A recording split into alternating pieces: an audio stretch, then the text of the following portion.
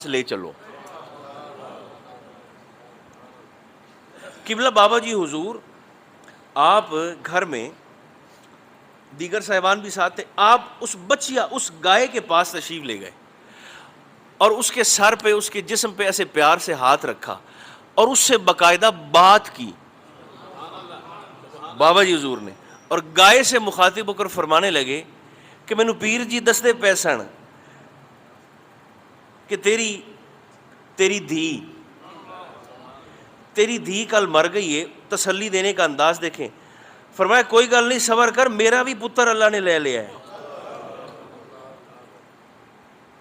میں نہیں صبر کیتا تو بھی صبر کر۔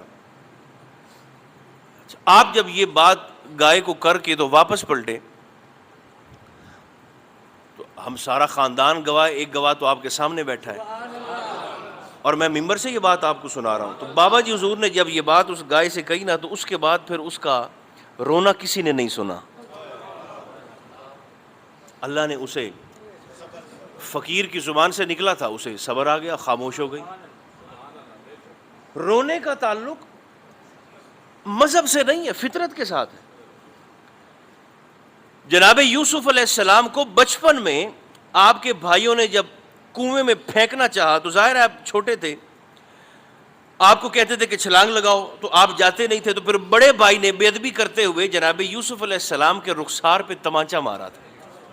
آپ روئے، کنویں میں پھینک کے وہ ہنسے، اور ہنستے ہنستے آپ کو کنویں میں پھینک کر تو آپ چلے گئے۔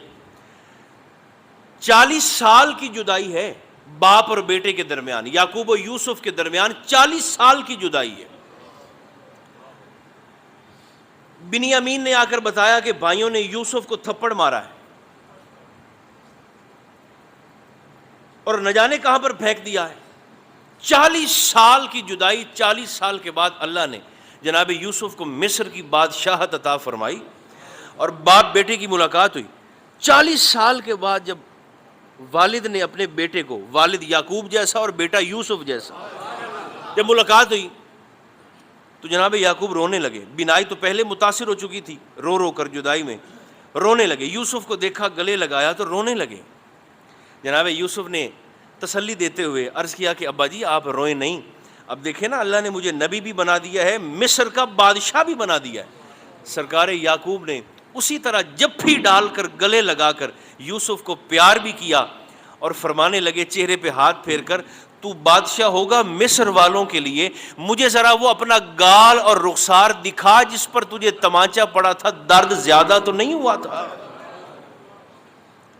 40 سال بعد بھی باپ کو بیٹے کے چہرے پر لگنے والے تمانچے کے درد کا احساس تھا۔ میں بات کو زیادہ وضاحت کے ساتھ آپ کی خدمت میں عرض نہیں کر سکتا، وقت بھی ہو گیا ہے۔ ایک بات یاد رکھنا، آپ بھرے بازار میں آپ کسی کے بیٹے کو تمانچہ مار سکتے ہیں، کسی کی بیٹی کو تمانچہ مارنے کا سوچ بھی نہیں سکتے ہیں۔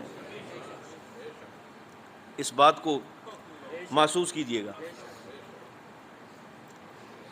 کسی کی بیٹی کے متعلق آپ یہ تصور بھی نہیں کر سکتے۔ میں کائنات کا صبر نہ واروں جناب زین العابدین کی جوتی پر، جنہوں نے کیا کیا دیکھا اور کیا کیا سہ گئے۔ تو درد کا تعلق فطرت کے ساتھ۔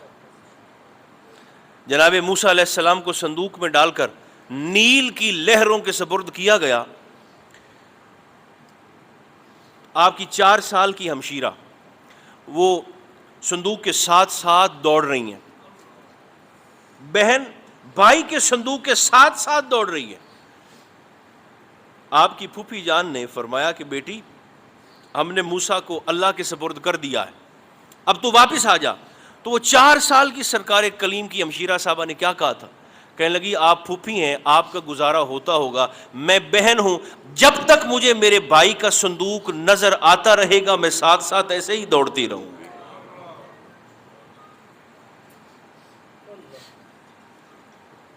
واقعہ کربلا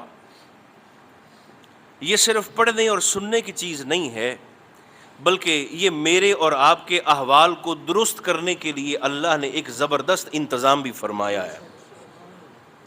محبوب کے خاندان سے محبت اس کے بغیر تو گزارا ہی نہیں ہے۔ سرکار کے اہل بیت سے محبت کے بغیر گزارا ہی نہیں ہے، ایمان ہی قبول نہیں ہے۔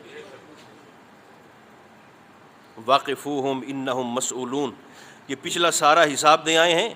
جنت میں داخلہ انہیں تب ملے گا، یہ میں نے روایت نہیں پڑھی، آیت پڑھی ہے۔ جنت میں داخلہ انہیں تب ملے گا، یہ خطیب تھا تو ہوتا رہے، یہ مولوی تھا تو ہوتا رہے، یہ پیر بنا پھرتا تھا تو بنتا رہے، یہ شیخ الحدیث تھا تو ہوتا رہے، شیخ القرآن تھا تو ہوتا رہے۔ آج ذرا یہ جنت کے دروازے پر کھڑا ہو کر سینہ کھول کر یہ دکھائے اس کے سینے میں علی کی محبت کتنی تھی۔ یہ ولایت علی کا دم برتا تھا کہ نہیں برتا تھا؟ علی کو مولا مانتا تھا کہ نہیں مانتا تھا؟ علی کو میرا ولی تصور کرتا تھا کہ نہیں کرتا تھا؟ اگر مگر چونکہ چنانچہ سے کام لیتا تھا یا کھلے دل سے میرے مصطفیٰ کے خاندان کے متعلق پیار کا اظہار کرتا تھا؟ تو اگر تو یہاں پر محبت اہل بیت کا ٹھپا لگا ہوا ہے تو پھر تو سمجھیں جینے کا بھی مزہ آ گیا اور مرنے کا بھی مزہ آ گیا۔